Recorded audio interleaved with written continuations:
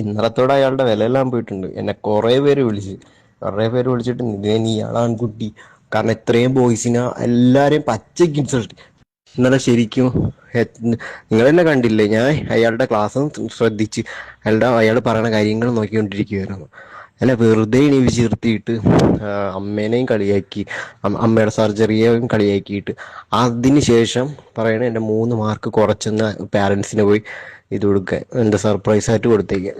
അതുപോലെ എന്താ insult. Okay, ഞാൻ ക്ഷമിച്ചു, ഒരു പരിധി വരെ ക്ഷമിച്ചിരുന്നു, അങ്ങറ്റ ക്ഷമിച്ച്.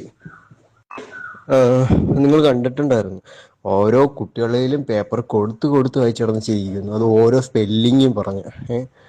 ഫസ്റ്റ് ആയപ്പോൾ ഞാൻ പൊട്ടിത്തെറിച്ചു. ഞാൻ പറഞ്ഞു എനിക്ക് എൻ്റെ ക്ലാസ്സിൽ ഇരിക്കാം. എന്നിട്ട് ഞാൻ അവിടെ പോയിട്ട് പറയുകയും ചെയ്തു, ക്ലാസ്സിൽ 100-99 തന്നെ അടിമയായിരിക്കും.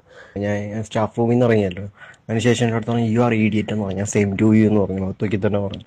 പിന്നെ മറ്റേ കൂട്ടത്തോടെ ആക്രമിക്കുന്ന സ്ഥലം ഉണ്ടല്ലോ നമ്മുടെ സ്റ്റാഫ് റൂം, എല്ലാം ഒന്നിനൊന്നിനും വെച്ചോ സ്റ്റാഫ് റൂമിലുള്ള അവിടെ കൊണ്ടിട്ടിട്ട് എന്തൊക്കെയാ പറയാൻ നോക്കി. എൻ്റെ അടുത്ത് പറഞ്ഞ് നീ ഗേറ്റിന് പുറത്തിറങ്ങിയാൽ നിന്റെ കൈയും കാലും വിട്ടും, നീ കൈ ഇല്ലാണ്ട് നീ പിന്നെ ജീവിക്കേണ്ടി വരും.